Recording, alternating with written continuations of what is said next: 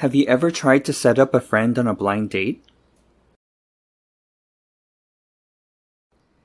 If you have, you've probably thought long and hard about whether the two people will be compatible, whether they will get along.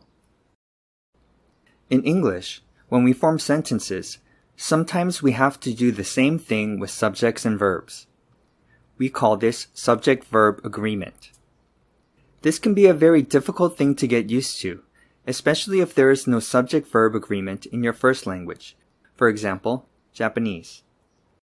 So what does it mean for the subject and verb to agree? It means that sometimes the form of the verb changes according to the characteristics of the subject. For example, in the simple present, a singular subject requires a singular verb form.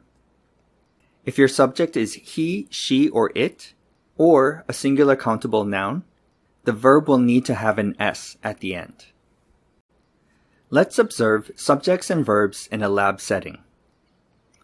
On the left, we have an incorrect sentence, she work in the library. They don't look too happy. On the right, we have the correct sentence, she works in the library. Aren't they cute? Honestly, you don't have to worry too much because problems with subject-verb agreement probably won't hinder communication. The person you're speaking to will probably still understand what you mean, but it can cause them to underestimate your communicative ability. This is not only an issue with the simple present, it also affects your choice of auxiliary verb in the present continuous, the present perfect, and the past continuous.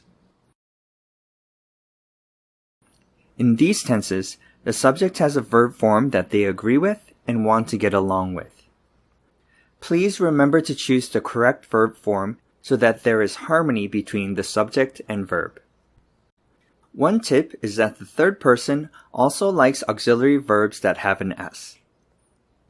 That being said, most students who struggle with subject-verb agreement often omit the S in the simple present. If you watch shows in English on Netflix or videos on YouTube, see if you can get a feel for noticing the S in everyday conversation.